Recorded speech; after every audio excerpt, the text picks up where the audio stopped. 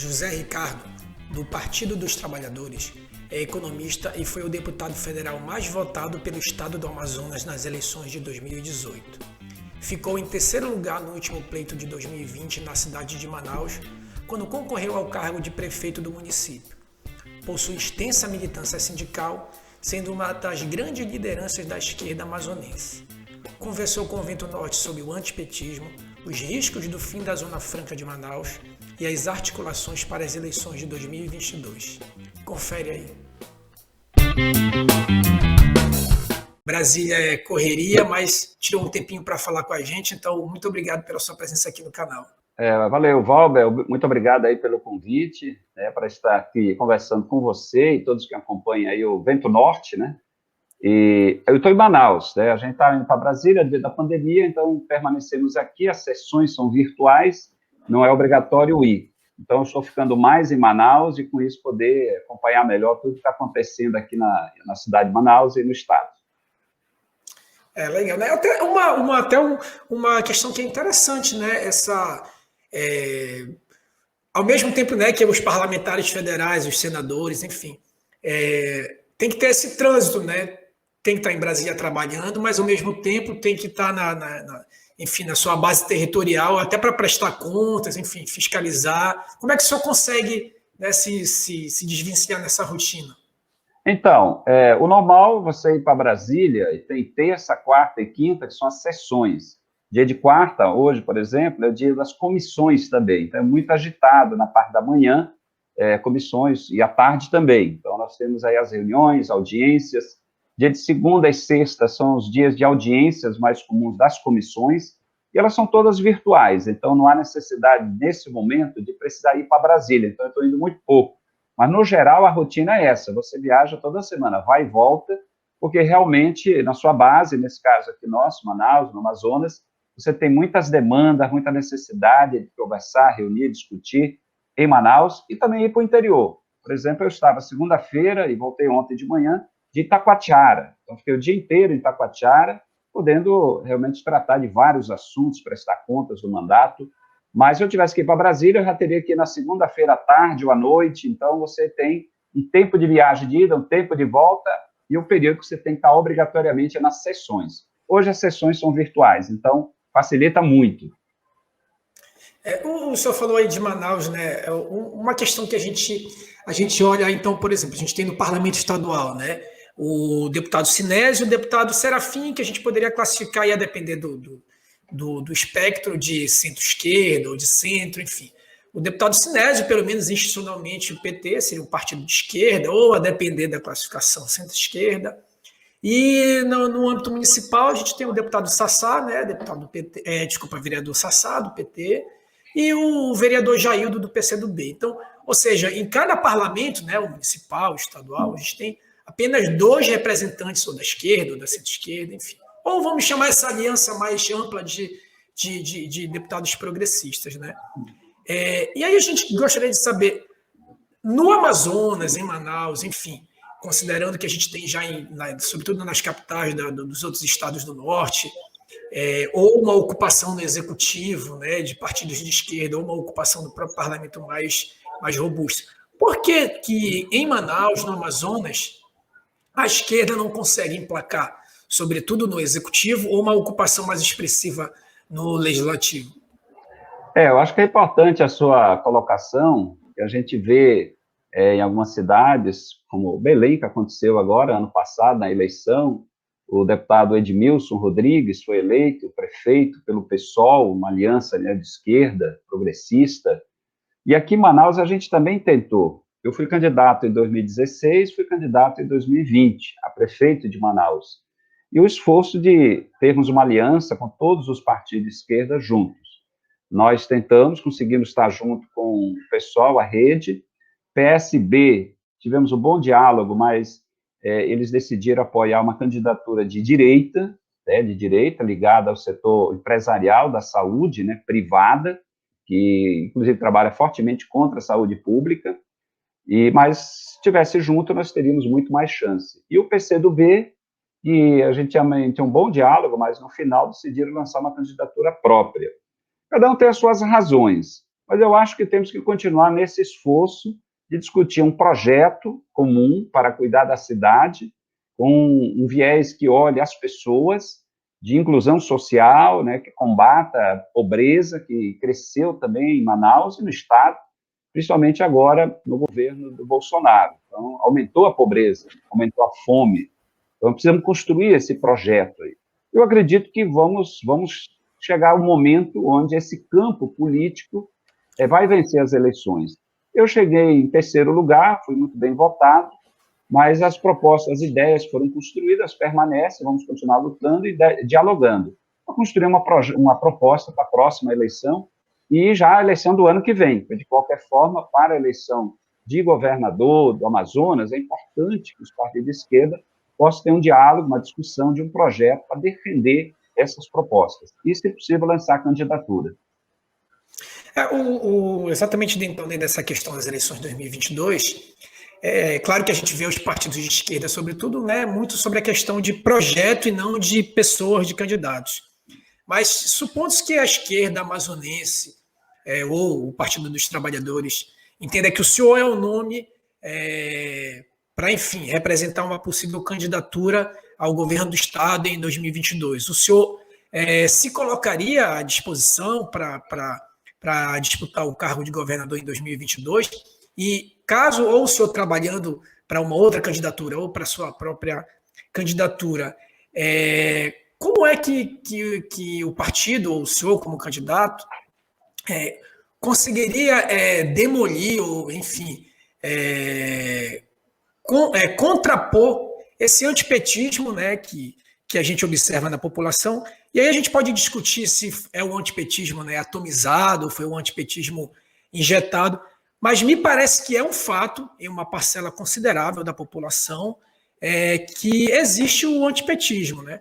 Então, de que modo o senhor entende que regionalmente o Partido dos Trabalhadores ou uma aliança pela esquerda poderia contestar ou poderia arrefecer esse antipetismo, que me parece que indubitavelmente em boa parte da população ele está presente? Olha, eu vejo que, primeiro, em relação a ter uma candidatura do Partido dos Trabalhadores, que eu defendo, nós precisamos internamente ter um debate, porque na eleição do ano passado, diria que uma questão nossa interna do PT, nós não conseguimos ter uma unidade, porque um grupo que perdeu, portanto, a indicação confirmada pela direção nacional foi do meu nome, e um outro grupo não apoiou, não se envolveu na campanha, portanto, não tivemos unidade interna para que o partido tivesse firme nesse propósito. Uma coisa diferente que deve acontecer ano que vem em relação ao Lula. O partido vai estar 100% unido nesse propósito de eleger o presidente da República. Então, isso vai se refletir também para o governo. Quer dizer, se o PT, internamente, 100% decidir ter uma candidatura a governo, com certeza essa candidatura vai ter um bom resultado. Se pudermos estar juntos numa aliança de esquerda, numa aliança que talvez o PT Nacional também vai estar construindo, isso fortalece muito mais ainda. Então, eu defendo que tenhamos, sim, candidatura a governo, um diálogo aí forte com todos esses partidos, mas internamente também, para disputar, para ter as ideias, para estarmos junto com o Lula, e ele sendo candidato, ainda mais daquilo que ele construiu, o PT construiu.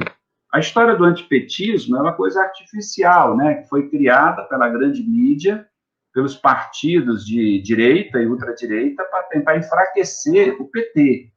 Então, colocaram tudo que é mentiras. Uma das grandes mentiras foi os processos contra o Lula, que o Supremo anulou tudo.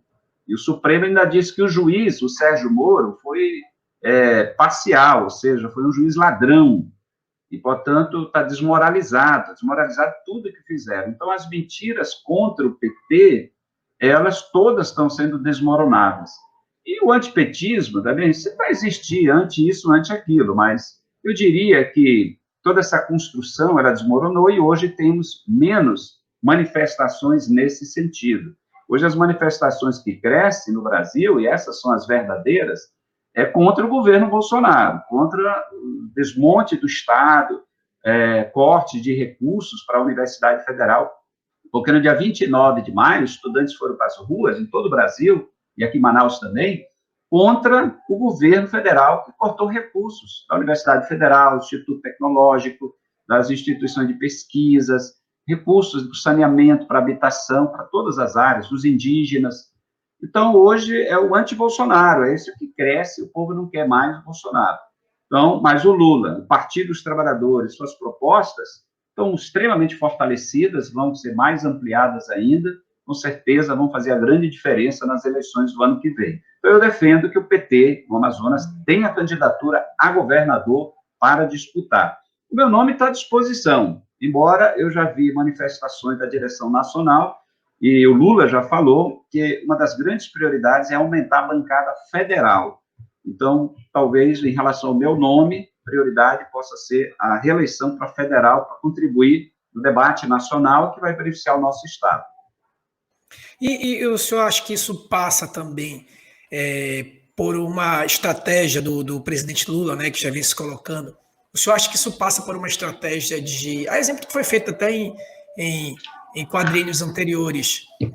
Então, o PT ele tenta se fortalecer, ou o PT, uma aliança de esquerda, tenta se fortalecer nacionalmente em torno da candidatura do presidente Lula e negociaria com partidos mais conservadores o apoio nos estados, né, para governador. O senhor entende que esse tipo de aliança, esse tipo de estratégia prejudicaria, né? É possível que isso aconteça em relação ao estado do Amazonas, então se formaria aliança nacional em torno do presidente Lula, e aqui no Amazonas se formaria uma contrapartida de aliança em torno de partidos até conservadores, né, partidos até do denominado Centrão, enfim. O senhor acha que isso é uma possibilidade, é uma realidade? O senhor é a favor dessa estratégia? Olha só, o Lula está conversando com muita gente, muitos partidos, muitas lideranças, inclusive influenciando, né, decisões políticas de políticos no Brasil, partidos, o PSOL, né, do PSB, dialogando, do PDT. O diálogo principal é com esses partidos, assim como o PCdoB, própria rede. O que está acontecendo é que nós temos uma legislação federal para as eleições do ano que vem, em termos proporcionais. Cada partido tem que lançar sua chapa proporcional, para estadual e federal. E tem diálogos para tentar mudar a regra ou criar outras regras, porque partidos como o PCdoB, eles não vão, talvez, ter possibilidade de cumprir essa legislação para eleger a quantidade necessária, porque tem a cláusula de barreira também, que tem que ter um mínimo de deputados e de votos para federal, para poder ter o espaço político, tempo de televisão, recursos públicos. Então, tem discussões em torno disso e alianças também em torno dessa possibilidade. E o Lula está fazendo esse diálogo como ele sempre fez. O Lula, ele é muito bom, né, para poder construir, né, caminhos para o partido nesse diálogo político. Ele tem a experiência administrativa, que foi um dos melhores presidentes da história do Brasil, reconhecido internacionalmente e pelo povo. Então, o povo vê os programas sociais, os projetos que geraram emprego. E para a eleição vai ter 2 turnos, primeiro e segundo turno. Então, é natural que você converse com todo mundo buscando apoio no primeiro e segundo turno. Não sei que negociações foram feitas, eu acho que por hora nenhuma ainda, porque são conversas, diálogos, geralmente é formalizado entre partidos. Com certeza o Lula tenta atrair apoios necessários no primeiro e no segundo turno para o projeto que estaremos defendendo o ano que vem. Se vai ser as mesmas pessoas de eleições anteriores, eu não sei. Como vai ser aqui no Amazonas, também não tenho como antecipar. Como eu disse, estamos aqui defendendo que tenha candidatura também. Ao menos no primeiro turno, tendo candidato, é importante, porque você discute uma proposta para desenvolver o Estado, para cuidar da vida das pessoas. O projeto dos outros é o projeto dos outros, aí teria que avaliar. O projeto do Lula, que o Lula quer apoio para o projeto que o partido vai defender. Então, é natural que busque esse apoio, é importante isso, porque se a gente for analisar em termos percentuais, a esquerda tem um eleitorado certo no país, alguns falam em 30%, outros falam mais, outros falam menos, mas para ganhar a eleição tem que ter mais de 50%. Então, é importante buscar apoio de todos os outros segmentos para poder se alcançar esse objetivo. Mas o senhor estaria de acordo com essa estratégia, né, de se considerar que o Bolsonaro seria o oponente, né, mais retumbante a ser derrotado? O senhor entende que essa estratégia, o senhor se convenceria que o partido poderia abrir mão da candidatura, ou a frente de esquerda poderia abrir mão da candidatura já no primeiro turno, em torno de uma contrapartida de apoio de nomes do Centrão, como, enfim, os senadores Omazi, senador Eduardo Braga, enfim, esses políticos mais cacicados aqui no Amazonas, ou não? O senhor defende que no primeiro turno, radicalmente, tem que ter a candidatura de esquerda? Eu acho que o mais lógico e o mais adequado, inclusive, para defender as propostas que a nível nacional estaremos defendendo, ter uma candidatura a governo seria o caminho mais adequado, que é o que eu defendo. Agora, se a nível nacional definirem algo diferente, isso vai ter que ser discutido, geralmente é discutido internamente, reunião de diretório, definir resoluções, como é que vai ser a política de alianças a nível de Estado, se ela está atrelada a uma decisão da nacional, ou cada Estado pode tomar a sua decisão. Normalmente o PT estimula que, na sua base, seja municipal ou estadual, se faça a discussão e se defina o encadeamento. Agora, a nacional, ela olha o todo, ela olha a estratégia nacional, e aí acaba dando resoluções no sentido de dar norte para decisões, e até rever decisões que foram tomadas a nível de Estado, por conta da estratégia nacional. Mas, como eu disse, eu defendo que aqui no Amazonas o PT tenha candidatura a governo e tenha um projeto para cuidar do Estado do Amazonas. Porque Eduardo Braga, o Mazis, como você citou, e outras figuras, as pessoas já conhecem, já tiveram a nível de gestão. Se a gente for olhar qual é a situação do Amazonas hoje, a situação da saúde, ele é reflexo da atuação deles. Do atual governador, que é inoperante, incompetente, do Zé Melo, que foi parar na cadeia, do Omar Aziz, que começou a terceirização, intensificou a terceirização e foi só escândalos de saúde, Eduardo Braga também, que privilegiou muito a terceirização. Então, assim, só na saúde, se for olhar uma retrospectiva, todos eles são responsáveis pelo caos que nós temos no Amazonas. Amazonino, Braga, Omar, Zé Melo, Davi Almeida, nos poucos meses que esteve aí, também teve escândalos, e agora o Wilson Lima. Então, nós temos uma sequência de atrasos da área da saúde por conta desses governos. Então, o que você vai trazer de benéfico a alguém que já foi governador e, portanto, deixou a situação do Amazonas desse jeito? Nenhum município do interior tem UTI. Então, eu me admiro como um Braga, um Omar, o próprio Wilson Lima rodam o interior do estado, vão no município, eles foram governador ou governador atual, e não tem nenhum município com UTI. E quantos não morreram porque eles não investiram para ter hospital especializado no interior? Então, eles não têm competência nenhuma. Por isso que tem que ter uma mudança, um outro governo, uma outra prática e outra pessoa, naturalmente. Por isso que eu defendo a candidatura do Partido dos Trabalhadores. Pois é, e a gente vinha falando dessa questão da aliança, né, candidatura e alianças, que o senhor falou que o presidente Lula vem conversando com todo mundo, e obviamente que pode ter uma aliança, né, até mesmo de esquerda, e o senhor falou essa questão de que a esquerda poderia ter em média 30%, alguns pensam mais ou menos, mas que a eleição se vence com 50% mais um. E aí a gente retoma aquela velha, talvez aquele velho dilema da esquerda institucional, né? A gente teve a experiência do presidente Lula em 2 mandatos, né, muito bem firmado com o Centrão. O primeiro mandato da presidente Dilma, e aí no segundo mandato, né, já se começou toda aquela, enfim, desembarque do Centrão do governo Dilma. E aí vem a crítica de uma ala da esquerda que eu gostaria que o senhor comentasse. Insistir nessa mesma política, né, de conversar com todo mundo, ampliar a aliança, até, enfim, partidos que tradicionalmente são partidos conservadores, PSD, enfim.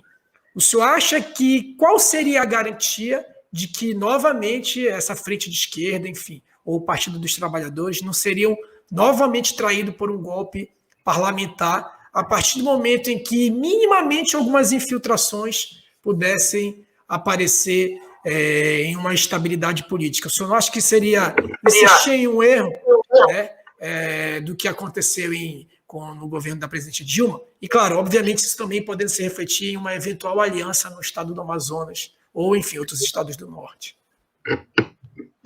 Não, eu não sei se existe já alguma coisa firmada com algum desses partidos ditos de centro, né? Eu acredito que não tenha. Como eu disse, o Lula conversa com todo mundo, mas o foco primeiro, principal, é o diálogo com os partidos de esquerda. Essa é a grande aliança, vamos falar assim, essa é a aliança principal. E vamos olhar aqui o Amazonas. O Lula é conhecido, é reconhecido.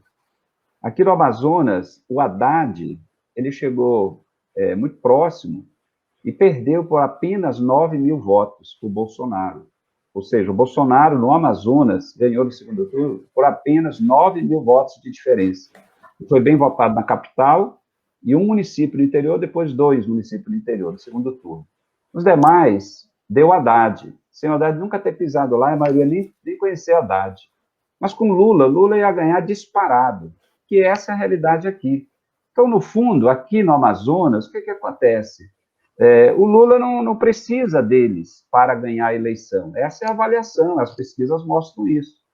Não existe um candidato do centro, ao menos até agora, colocado. E se existir, não sei se vai ter influência no eleitorado do Amazonas. Então, assim, acredito que é Lula. E eu não acredito que eles, você citou nomes, Braga, Omar, próprio Wilson Lima, não sei, quem é que vai ter coragem de levar o nome do Bolsonaro? Porque o Bolsonaro não trouxe nada para o Amazonas, só retirou, só ameaçou. Então, Braga vai levar o Bolsonaro? Dificilmente. Então, é eles que vão estar indo atrás. Essa é a situação aqui no Amazonas, não saberia dizer em outros estados.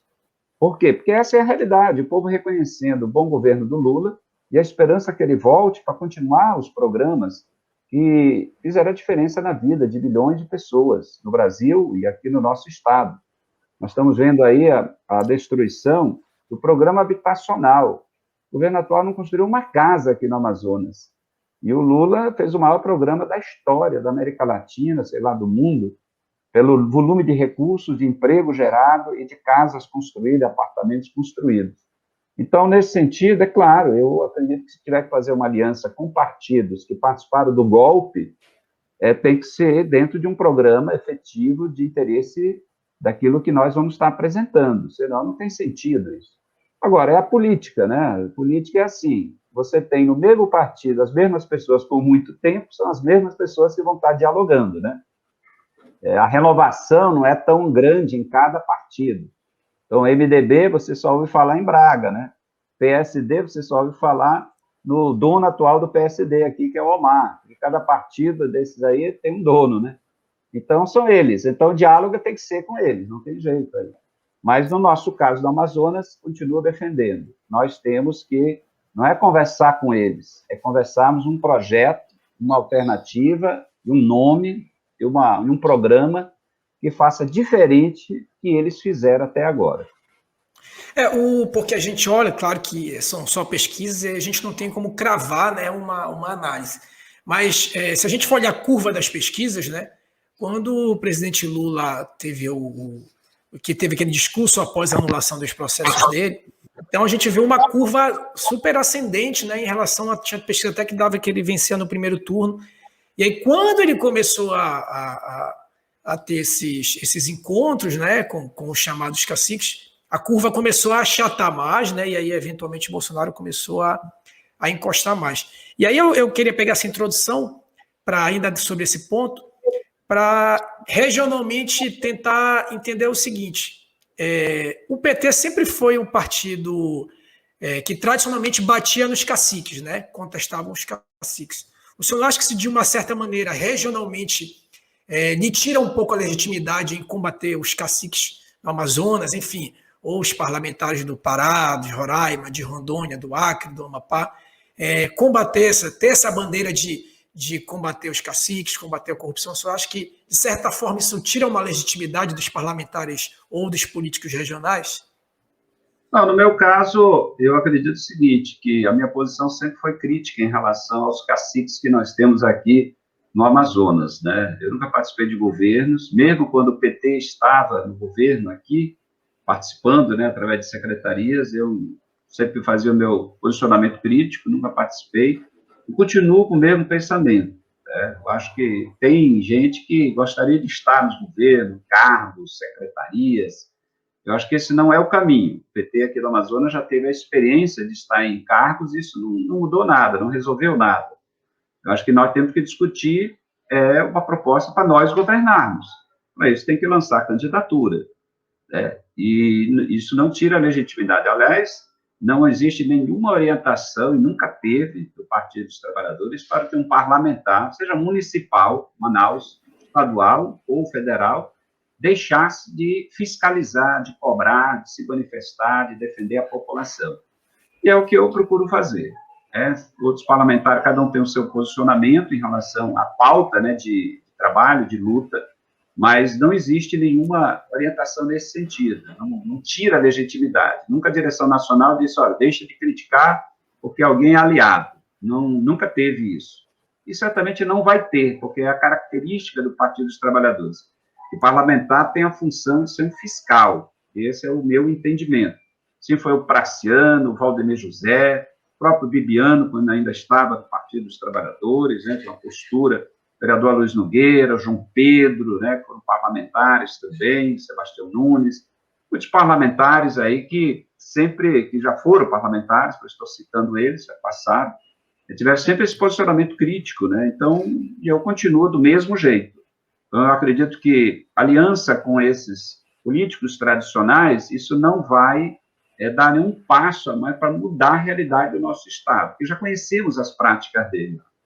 Se você olhar da questão do Omar Aziz, isso é público, ele só não está na cadeia, não foi para a cadeia naquela ocasião, porque ele é parlamentar, mas a família dele toda foi, tudo envolvido em esquemas de desvio de dinheiro público. Então, assim, da minha parte, acho que não vamos ter nenhum ganho político andando com eles. Nós temos que ver o caminho que a gente acredita, um caminho que trate o recurso público, um processo de participação popular, com projetos que possam garantir que o recurso possa realmente ser usado naquela finalidade, e não os escândalos que a gente está vendo de forma rotineira aqui no estado do Amazonas. A gente está falando muito da questão do Centrão, né? Enfim, dos partidos tradicionais, políticos tradicionais. Como é que é a sua relação com seus pares bolsonaristas aqui da bancada do Amazonas, né? Por exemplo, o deputado Alberto Neto, o deputado Pablo, né? Que se elegeram, enfim, nessa pegada bolsonarista. Qual a sua relação com eles, institucional, enfim, como é que há alguma articulação para o Estado, ou se você articula com pares de esquerda de outros estados, como é que se dá essa relação? Olha só, é uma coisa interessante, em relação à bancada do Amazonas, que são os 8 federais e os 3 senadores, quando você tem pautas que significam defender o Estado, defender a Zona Franca, por exemplo, toda a bancada está unida, né? Não há divergências. Quando se fala de defender projetos para o Estado, nesse sentido não há discordância, a gente tem diálogo tranquilo. Tem uma bancada, tem coordenação, que é o senador Omar Aziz, então os assuntos são tratados nesse nível. Agora, os projetos, a maioria desses projetos que vêm do governo, que prejudica a população, que prejudica o funcionário público, reformas que, portanto, não são avanços, atrasos, a gente tem sempre divergências. Então, se Capitão Alberto, Pablo, delegado Pablo e outros parlamentares estiverem defendendo questões do governo, a maioria das vezes eu estou num campo contrário, né? Criticando o governo, questionando aquela medida, questionando aquele projeto e o nosso posicionamento crítico. Fora isso, em relação à figura de todos os parlamentares, não há nenhum tipo de animosidade entre nós. Aliás, eu nunca tive. Estive na Assembleia Legislativa em 2 mandatos e sempre numa posição, muitas vezes, contrária a muitos parlamentares, mas ninguém se ofende, né? Ninguém trata da questão, assim, pessoal, né? Eu fui... O Omar era o governador, eu criticava todo dia as ações do governo, o atraso do governo. mas nunca ofendendo a figura, né, da pessoa. E eu também nunca fui ofendido assim. Aqui eu colava uma crítica, algo exagerado, que a gente também reagia. Mas eu não posso afirmar que, assim, pessoalmente, não há nenhuma querela, né, entre ninguém. Isso é muito bom porque a política é isso, nós estamos discutindo propostas, projetos para cuidar da vida do povo. Aqui a gente critica quem já foi governante, que quando foi governante, o caminho que ele percorreu, a minha avaliação foi insuficiente, eu acho que a gente tem que buscar outros caminhos, outros projetos, outras propostas, e é isso que eu defendo aqui para o estado do Amazonas. O senhor acha que ainda dentro dessa articulação continua ocorrendo investidas já no âmbito federal, no Congresso, investidas para esvaziar, enfim, terminar a Zona Franca? Então, o senhor acha que ainda é possível, né? Quanto tempo ainda dá para resistir a essas investidas ou de esvaziamento ou de extinção da Zona Franca? E já pegando esse gancho, o senhor pensa em modelos alternativos, né, para turbinar mais a economia do estado do Amazonas? A Zona Franca, a política de incentivos fiscais, ela está garantida na Constituição brasileira. Ela foi prorrogada porque terminaria a política de incentivos em 2013. Aí o Lula prorrogou por 10 anos, 2013 a 2023. E a presidenta Dilma, no seu governo, conseguiu aprovar no Congresso a prorrogação por mais 50 anos. Então, constitucionalmente, a política de incentivo existe até 2073. Agora, a questão de você viabilizar um negócio aqui na Zona Franca, usando o incentivo fiscal, está muito ligado também às alíquotas dos impostos, que são a razão do incentivo. Então, por exemplo, imposto de importação. Então, fabricar em Manaus é um grande negócio. Por quê? Porque você vai pagar menos de imposto de importação e não vai pagar nada de IPI. Se você fabricar em São Paulo, o mesmo produto, você vai ter que pagar o IPI e imposto de importação sobre os itens importados. Então, o negócio é fabricar aqui. Então, quando eles mexem, o governo mexe na alíquota, isso influencia a decisão de vir ou não para Manaus e viabilizar ou não o empreendimento em Manaus. Então, por isso que, constantemente, você tem ataques dessa natureza. Então, setores da economia que influenciam dentro do governo, e o ministro Guedes, ele não tem uma visão de desenvolvimento regional, isso é claro, e ele não esconde isso. A preocupação dele não é essa, a preocupação é ter equilíbrio fiscal, mas equilíbrio significa o seguinte: corta em áreas fundamentais da vida da população, como saúde, educação, saneamento, habitação, segurança, e repassa o dinheiro para o setor financeiro, que é o pagamento dos juros, do serviço da dívida. Essa é a prioridade dele. A reforma da Previdência, ele diz que economizou 900 bilhões em 10 anos. Ou seja, o governo deixa de pagar 900 bilhões para a população, é a maioria aposentados de baixas aposentadorias, valores baixos, que vão deixar de receber esse valor. E o dinheiro vai para onde? Ele falou, pagar juros. Então, assim, esse é o governo. Então, ameaça a Zona Franca porque ele não se preocupa em manter essa política regional de desenvolvimento. E ele não se preocupa em ter uma política para as micro e pequenas empresas. E, portanto, não tem uma política de crédito que facilite. Então, o que é a alternativa que você fala? Para o Amazonas, é assim, primeiro temos que manter o polo industrial por um bom tempo ainda. Ele garante uma arrecadação pública para o Estado. E aí uma série de fornecedores e uma economia, né, indireta muito forte. A outra é que nós temos que, em paralelo, cuidar de setores que é possível crescer. Turismo, por exemplo, e depende de infraestrutura, de comunicação, transporte. Também a área da produção de alimentos, pescado, né? No caso, o Amazonas poderia ser um dos maiores produtores de peixe, né? E beneficiamento de peixe, industrialização do Brasil. Então, é uma área importante, geradora de emprego na capital, no interior. A história do aproveitamento da biodiversidade, isso é discutido há anos já. São caminhos que nós temos que fortalecer.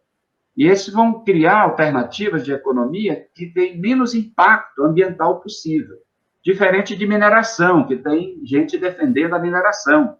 A mineração só cria impacto ambiental e deixa muito pouco de recursos, de benefícios sociais naquela área onde tem aquela atuação. Então, eu defendo isso há muito tempo como economista, né, que eu sou da área da economia, para não ficarmos eternamente dependendo da Zona Franca. Mas, por hora, o governo federal não tem nada disso para o Amazonas, nada do que eu falei é parte de projetos do governo federal para desenvolver o Amazonas e a região amazônica. Por isso, temos que estar defendendo, por enquanto, a Zona Franca e questionar esse governo. Esse governo tem que passar o mais rápido possível para termos um governo que volte a olhar a região amazônica e volte a olhar o estado do Amazonas. Uma outra questão que a gente vinha falando, né, de eventualmente o senhor se colocar à disposição para disputar a candidatura ano que vem, ou se a gente olhar o seu retrospecto no Executivo, que é um retrospecto relativamente recente, né? O senhor iniciou em 2016, uma tentativa para o Executivo, e aí veio em 2017 a suplementar, 2018 foi para tentar o Congresso Federal, enfim, se a gente olhar, é um retrospecto muito bom, né? Recente, muito bom. Só que se a gente, por outro lado, né, a gente observa essa questão das pautas religiosas. Como é que o senhor consegue, ao mesmo tempo, ter esse simbolismo, né, de um deputado, um político de esquerda, e, ao mesmo tempo, ter esse simbolismo religioso, né, de um político declaradamente católico, né? E aí a gente observa que, por anos, houve esse conflito institucional religioso com algumas pautas progressistas, né? Como é que o senhor compatibiliza essa questão e se o senhor acha que isso reflete de uma certa forma na sua candidatura? Na verdade, eu entrei na política exatamente por aquilo que eu aprendi na Igreja Católica, nesse debate sobre a importância das pessoas participarem da política.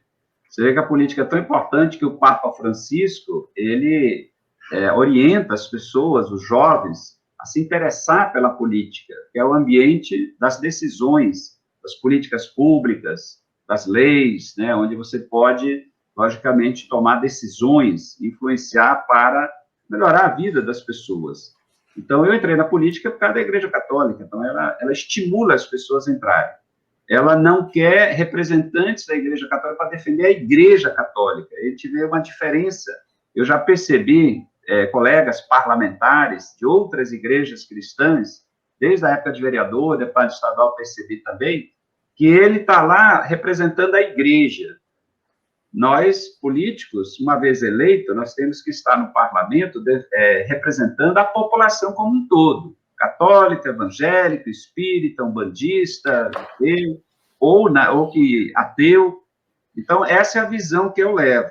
Portanto, eu participo da Igreja Católica e nunca parei, né, de colaborar, de estar presente nas atividades, valorizar, mas a Igreja Católica tem uma coisa muito boa. Ela estimula as pessoas a entrar na política, mas ela diz, a igreja não precisa de representante para defendê-la lá. Quem defende todas as igrejas é a Constituição. Basta a Constituição para defender todas as igrejas e toda a manifestação religiosa. Então, ela estimula que tenha católico que se interesse pela educação, pela política, pela cultura, que participe, que dê a sua contribuição. Esse é o espírito que me move, por isso que eu estou lá participando e tal. E absoluto, total respeito a todas as igrejas e todas as religiões e a todos os políticos de outras igrejas. Agora, lá no parlamento não é o lugar para a gente ficar defendendo interesses de uma igreja, assim, ou seja, benefícios direto para a igreja, como eu já vi, né? Cuidar só de beneficiar a sua igreja, alguma coisa assim. Então, nós temos que discutir as políticas públicas, né, que é para todo mundo. A Igreja Católica tem um trabalho, por exemplo, da pastoral da criança, que é reconhecida no Brasil inteiro e presença em vários países, que atende crianças, acompanha gestantes, e aí não é para pessoas daquela Igreja Católica, é de todas as pessoas, é um serviço para a sociedade. Então, esse é o espírito, né, de você servir a sociedade, esse é o sentido da política. E é isso que eu aprendi na Igreja Católica, né? Política Então, o senhor acha que seria perfeitamente compatível, por exemplo, um dogma em relação ao aborto ou casamento homoafetivo? Civilmente, nós temos já posições do STF, portanto, isso é uma emanação da própria Constituição Federal. Então, nós temos uma interpretação da Constituição Federal no sentido de que é possível o aborto em determinados casos, e o casamento homoafetivo também, o casamento civil. Então, o senhor acha que é perfeitamente compatível defender essas bandeiras constitucionais e, ao mesmo tempo, do seu ponto de vista do dogma religioso, né, entender que são dogmas que não podem ainda ser discutidos, né, tendo em vista a questão religiosa do próprio Vaticano? O senhor acha que dá para compatibilizar essa perspectiva civil e religiosa? Não, todos os assuntos podem e devem ser discutidos, isso não há nenhuma incompatibilidade, né? Se você é católico, evangélico, você pode tratar de qualquer assunto lá. Agora, o seu posicionamento, o posicionamento de cada um, individual, e na hora de uma decisão formal, logicamente, o lado religioso influencia, seu entendimento sobre direito das pessoas influencia. Uma coisa básica é o seguinte, a luta é o direito à vida. Nós temos que defender a vida, né? Então, esse é o foco de qualquer discussão aí. Mas, como esses temas não estão em discussão, a gente acaba não se aprofundando, ou então, no momento certo, a gente procura participar dos debates. Quando eu estava na Câmara Municipal, eu puxei debates, eu por um lado, e a vereadora, ex-vereadora Lúcia Anturi por outro, todos os assuntos. Nós discutimos aborto, nós discutimos a questão da maioridade penal, nós discutimos a questão da religiosidade afro, de descendência afro, né? Nós fizemos muitas discussões importantes para o debate público, né? Para formar opinião, mas, no geral, numa linha assim, de respeito a direitos, de respeito a crenças também, e, ao mesmo tempo, a construção, logicamente, de condições melhores de vida da população. Então, eu não tenho medo de discutir nenhum assunto assim. Agora, logicamente, eu defendo alguns posicionamentos. Nós não tivemos nenhum debate sobre esses temas, né, recentemente, nenhuma decisão que teve que ser tomada, então, nós não tivemos nunca nenhuma discussão sobre isso. Você está trazendo algo que sempre chama atenção, né? Até aproveitando essa temática também, eu só acho que parece que é inegável, né, que o presidente Bolsonaro, que se coloca como o principal opositor do partido, tem uma forte base, né, dos evangélicos pentecostais. Então, como é que o senhor enxerga essa situação, né, dessa base de apoio de evangélicos do presidente Bolsonaro, e como é que seria o diálogo da esquerda com essa base de eleitores, sobretudo que se utiliza muito essa questão dos mitos, né, de que se o comunista ganhar, o comunista vai implantar o casamento gay, né? Enfim, a famosa mamadeira lá da eleição de 2018, né? Como é que se dá essa aproximação com esses eleitores mais conservadores, que inegavelmente são uma forte base de apoio do presidente Bolsonaro? Eu acredito que está mudando, porque o Bolsonaro ganhou a eleição em cima de mentiras, de fake news, né? O grosso da eleição dele, tudo foi sendo descoberto após a eleição, e até agora ainda tem, né, processos em torno da eleição, da estrutura que foi montada de fake news no Brasil e no mundo, né? Você tem a experiência de vários outros países também, e isso tudo está sendo enfrentado, muita coisa que não tinha uma legislação sobre fake news, agora tem. Então, o Bolsonaro ganhou em cima de muita mentira. Então, quando você começa a mentir bastante nesse sentido, dizer, comunista, isso, aquilo, tem gente que acredita, e fazendo medo. E a outra mentira é a solução fácil, olha, é resolver o problema da violência. Todo mundo está com medo da violência. A solução é armas e tal. Então, pronto, eu já vi evangélico, vi pastor evangélico apontando armas como se fosse a solução, porque acreditaram numa mentira. E agora, muitas dessas lideranças estão vendo que esse não é o caminho. Assim como muitos fiéis de muitas igrejas estão vendo que o Bolsonaro foi a maior mentira que já teve aí. Porque a sua vida está piorando, está desempregado, né? Estão cortando benefícios. Um auxílio emergencial, que ano passado era de 600, agora só está recebendo 150 ou 250 na média. Então, muitas famílias estão percebendo a mentira que foi a escolha do Bolsonaro. Isso, com certeza, vai influenciar os fatos, a vida, todas essas ações contra a população, isso vai influenciar e as pessoas fazerem a reflexão, principalmente depois que a verdade aparece. Aí você vai comparar como era no governo Lula, que tinha muito mais empregos, como é que agora está no Bolsonaro com menos emprego? Como era no governo Lula, onde você tinha muito mais benefícios, tinha muito mais vagas, foi criada universidade, escolas técnicas, e agora Bolsonaro não criou uma universidade, está fechando por aí, cortando recursos. Na época do Lula tinha casa, no bairro estavam construindo conjuntos, alguém da família, vários da família conseguiram uma casa, e agora não tem nada, nada está sendo feito. Então as pessoas vão percebendo isso. Então acredito que esse é o discurso da verdade, de levar, olha, nós temos que dizer coisas concretas para a vida das pessoas. E você lembrou bem, é importante ter esse diálogo para que esse eleitorado, né, pessoas com essas suas crenças que acreditaram, vejam que é melhor o caminho de uma proposta concreta que já deu certo. Porque o Lula, quando ganhou a eleição, teve o apoio da maioria das lideranças evangélicas. Ele foi muito bem votado aí. Então, eu acredito que isso deva ser retomado. As pessoas vão estar, de novo, vendo que esse é o melhor projeto na eleição do ano que vem para governar o Brasil a partir de 2023. Por falar essa questão, né, de mentira, enfim, de discurso eleito com mentira, a gente vê que reacende nessa questão do voto impresso, né? Da sua concepção, o senhor é a favor do... Acho que voto impresso é um termo que talvez não traduza a realidade, né? O senhor é a favor do voto impresso, ou voto de conferência impresso, ou, enfim, a auditoria por meio impressa, o senhor é a favor, ou o senhor é radicalmente contra, inclusive em relação à auditoria, o senhor entende que o voto eletrônico deve ser exclusivo? Qual é a sua posição em relação a essa questão? Olha, essa história do voto impresso e de possível auditoria nas eleições, quem é que anda falando isso? É o Bolsonaro e os seus seguidores. Por quê? Porque se hoje, há um ano, mais de um ano da eleição, já está se mostrando que o Bolsonaro vai perder a eleição e que possivelmente o Lula vai ganhar, porque até agora não apareceu um outro candidato com possibilidades eleitorais do mesmo tamanho, então eles já estão aí tentando antecipar uma explicação para a derrota. E aí vão dizer, mas tem fraude. Fraude aonde? Na apuração, no sistema eletrônico, que não é confiável. Mas baseado em quê? Em suposições, porque até hoje, depois de 20 anos, qual foi o momento em que teve dúvidas efetivas, denúncias, com base técnica, para dizer que o voto eletrônico estava com problemas e teria fraudes?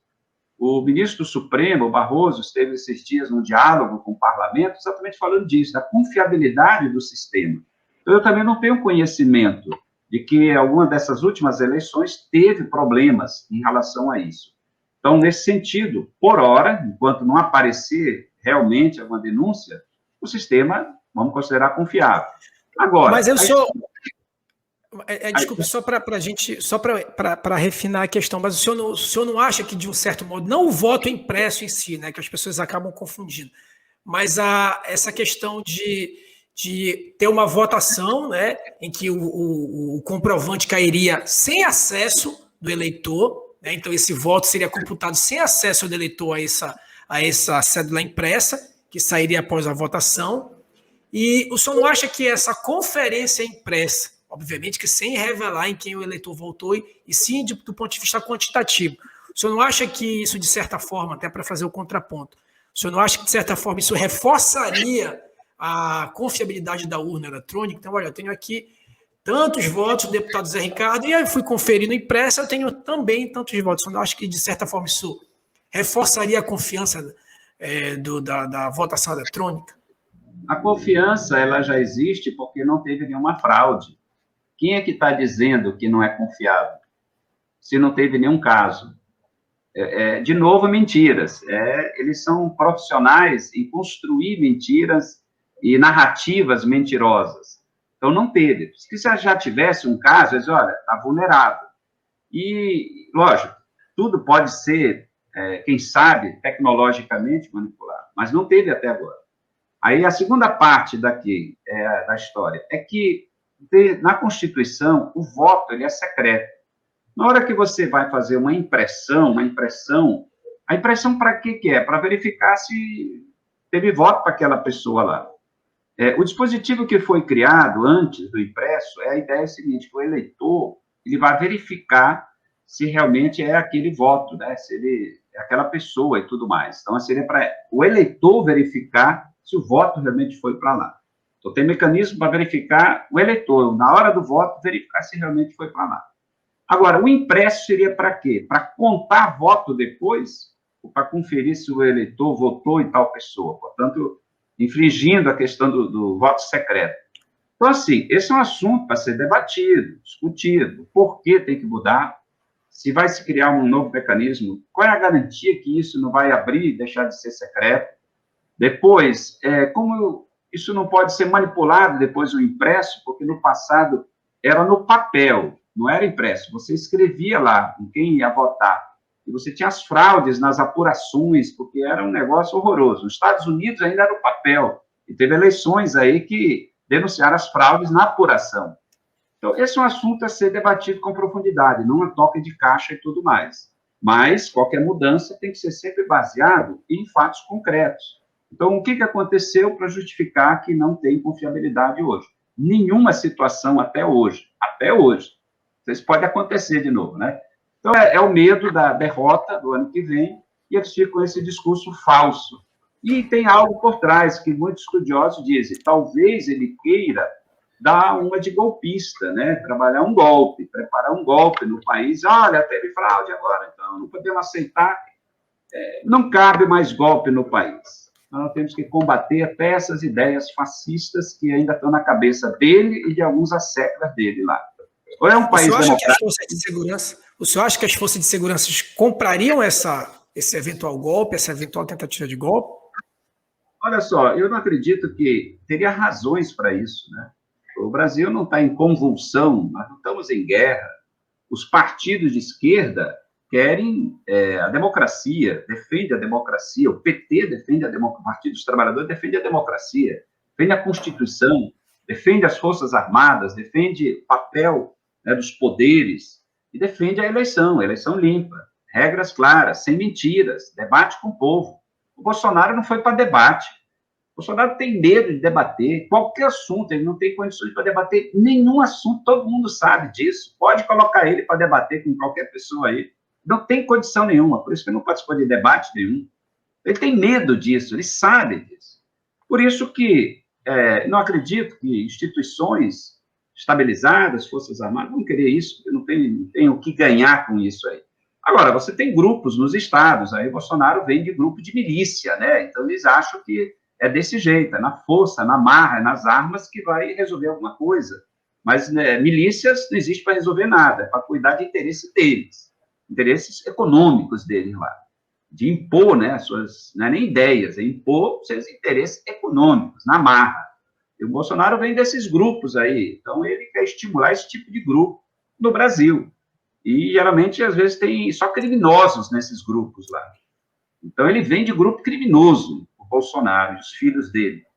Mas eu não acredito que as instituições sérias vão querer partir para uma dessa aí. Eu não acredito. Por isso que a defesa é pela democracia, fortalecimento das instituições, da polícia, eu defendo a polícia, eu defendo que a gente modernize as polícias, militar e civil, para ser carreira. O policial não dê brecha para ele se envolver em coisa errada, para ele ser valorizado, para cuidar da segurança. Agora, a segurança, não se fala segurança botando polícia na rua. Você coloca polícia na rua e investimentos sociais, escola, saúde no bairro. Um bairro bem organizado, ele é mais seguro. E é um bairro de oportunidades. E a polícia trabalha melhor.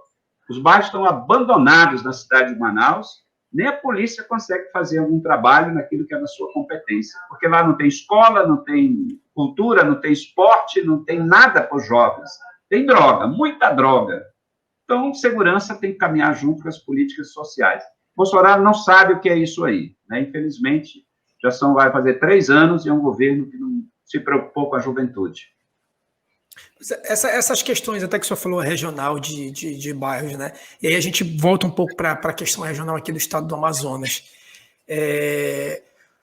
Em relação ao deputado Sinésio, né, há muita controvérsia, a gente vê até dentro do próprio partido, né, que ele é um deputado institucionalmente de esquerda, né, de partido de esquerda, mas que dentro do parlamento se comporta como um deputado de direita, um deputado de centro.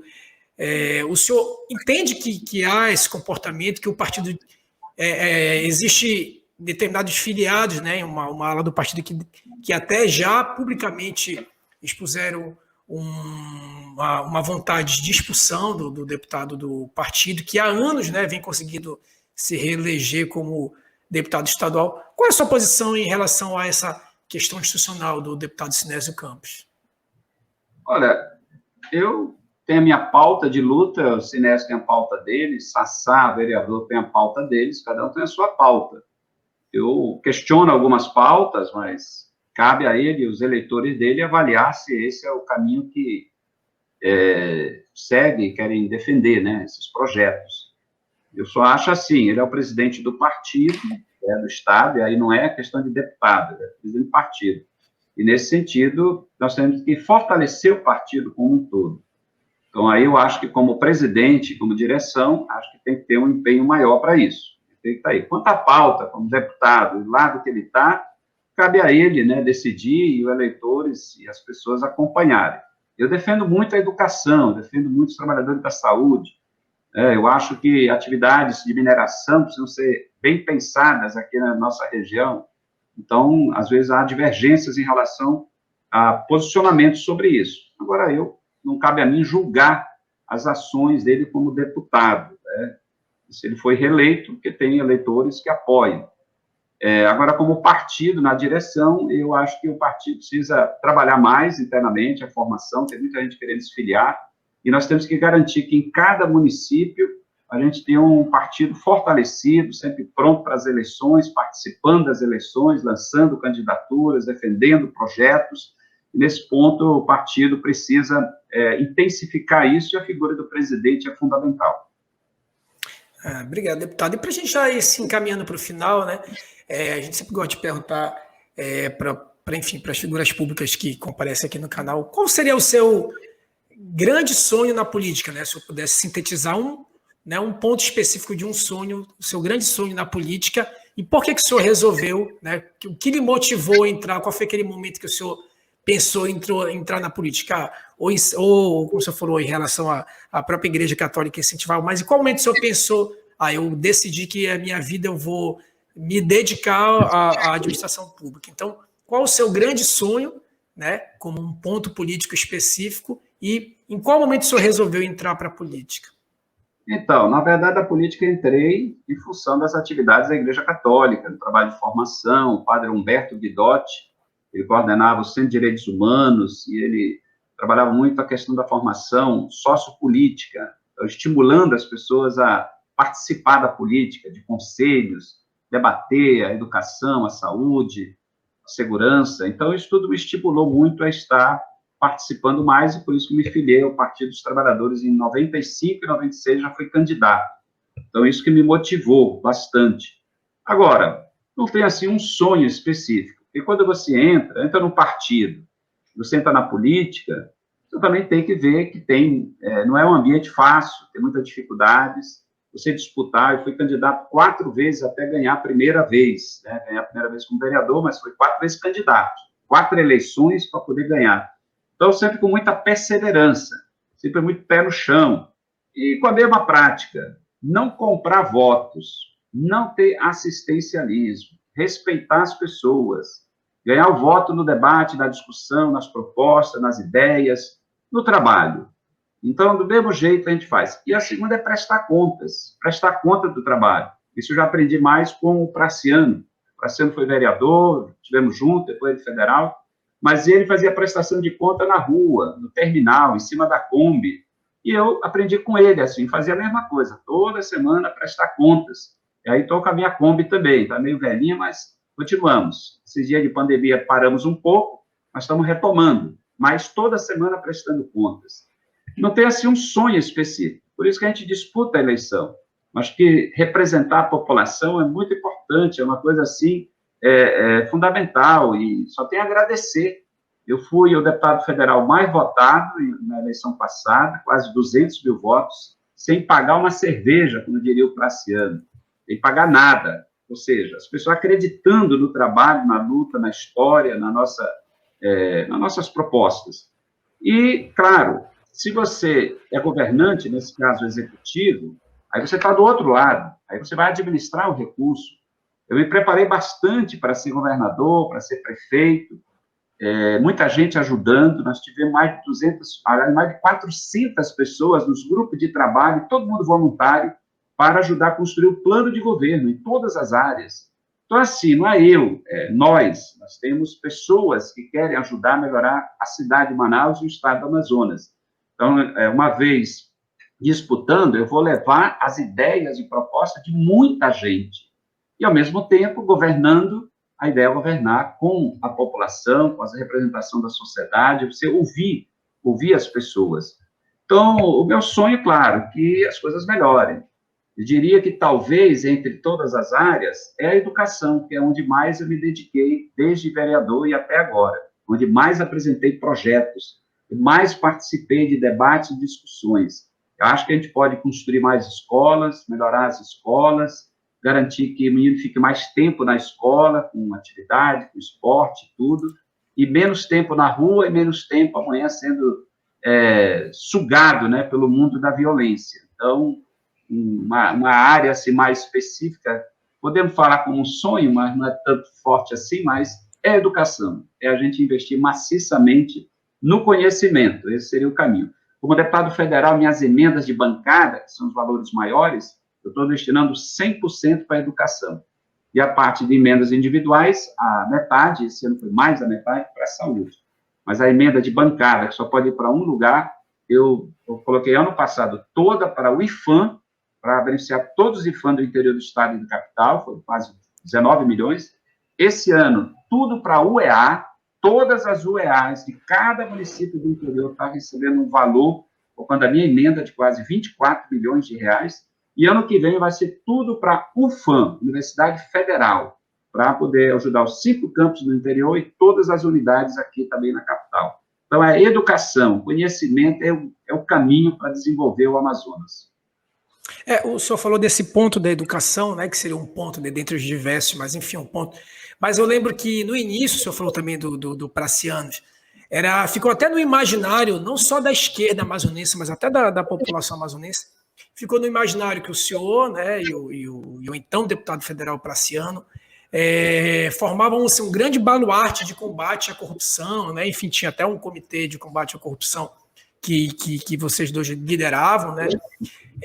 Isso bem antes, quando nem se falava ainda em Lava Jato. O senhor acha que como é que o cenário se modificou? Como é que o senhor enxerga esse cenário do ponto diante da Operação Lava Jato, que, como o senhor falou, artificialmente, né, atomizou a população brasileira no sentido de colocar o Partido dos Trabalhadores como o grande corrupto ou corruptor, né, grande partido corrupto ou corruptor de toda a história do Brasil. Então, como é que o senhor, né, pretende, ou como o senhor vem lidando com essa contestação em relação até a gente pode dizer, até um sequestro, né?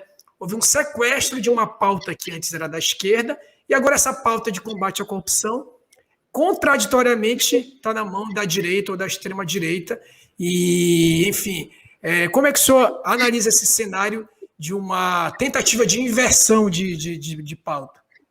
Olha só, a pauta de combate à corrupção, ela não é pauta de direita e de esquerda, tem que ser a pauta de todo mundo, de todo parlamentar, mas também de toda pessoa, de toda instituição. Eu continuo na mesma linha. Praciano é porque ele não está com mandato. Ele quase morreu devido a um problema e continua, mas não está na política, né? Continua com as mesmas ideias. Eu até falei com ele ontem, né? Muito motivado. E a pauta continua. Eu sou um dos deputados que mais apresento representações no Ministério Público, estadual e federal, em relação ao combate à corrupção, em relação a desvio de dinheiro, a questionamentos. E se você pegar hoje de deputados federais, você vai ver a quantidade que a gente tem. Então, continuamos do mesmo jeito. Agora, tem gente que fala em combate à corrupção, mas, na verdade, não está combatendo. É muito discurso. A Lava Jato, não existe só a Lava Jato, existem muitas ações outras, né, de combate à corrupção. E esse é um papel, por exemplo, o Ministério Público tem um papel constitucional, é obrigação. O Ministério Público não é para ser acionado, ele tem que agir de ofício. A justiça é de ofício, ela tem que ser acionada. Mas o Ministério Público não. Então, o Ministério Público Estadual e Federal tem uma obrigação. As controladorias têm uma obrigação. No período Lula, a Controladoria Geral da União trabalhava mesmo e conseguiu evitar o desvio de recursos aqui no Estado, na área da saúde e educação básica, e foi uma coisa extraordinária. O Praceno tinha um relatório dessa ação, do desvio de dinheiro, e a CGU indo para cima. A mesma coisa, os tribunais de contas. Você vê que os tribunais de contas deveriam ser um instrumento de combate à corrupção, mas o Tribunal de Contas acabou sendo um abrigo para muita gente, ex-deputado, pessoas envolvidas em corrupção, que hoje são conselheiros. Levantamento feito a nível nacional, você vê que tem mais da metade dos conselheiros dos tribunais de contas são ex-políticos envolvidos com acusações, inclusive de corrupção. Então, tem órgãos públicos que não funcionam para combater a corrupção. Agora, o que eu defendo? E esse é projeto que eu aprovei, inclusive, na Assembleia, que é a questão da transparência dos recursos públicos. Uma forma de combater a corrupção é a população participar, conhecendo o gasto público. Por que tem que ter uma placa de uma obra, né, que está sendo construída? Para que a população tome conhecimento quanto está custando aquela obra, para poder se manifestar. Por que tem que ter site de transparência? Tudo isso surgiu na época do Lula, né? A questão da transparência nacional. E, ao mesmo tempo, a lei de acesso à informação e a lei da transparência, que é obrigatório, exatamente para a população acompanhar e ser um instrumento de combate à corrupção. Então, assim, não é porque é de esquerda, é de direita. Se tiver alguém de direita, de verdade, combatendo corrupção, tira o chapéu. Mas é mais discurso, porque eu vejo hoje muitos políticos aqui do Amazonas que estão cuidando de negócios, mais preocupado com as empresas fornecedoras do Estado do que outra coisa. Isso é corrupção. Deve estar ganhando alguma coisa, não está trabalhando de graça para algumas empresas aí. Então, nós temos que estar colocando o combate à corrupção como uma tarefa de todo mundo. O político tem uma tarefa maior? Sim, porque é eleito, representante da população. Mas é o papel de todo mundo. E eu continuo da mesma linha, do mesmo jeito, e, portanto, vamos continuar com as ações de questionamento de corrupção, de combate à corrupção e de denúncias, né, que a gente recebe. Porque eu recebo as informações detalhadas e eu encaminho para o Ministério Público, que é um órgão com a capacidade técnica e as condições de fazer investigações. Eu não tenho papel de investigação, mas é o papel de falar e de encaminhar. E é isso que a gente continua fazendo. Obrigado, deputado. A gente vai encerrando. Obrigado por ter comparecido aqui no Vento Norte, tirado um tempinho nessa vida corrida de parlamentar, né? A gente, claro, fica aberto o convite aqui para outros parlamentares também, federais, senadores, enfim. A gente agradece o seu tempinho aqui no Vento Norte. Muito obrigado, deputado.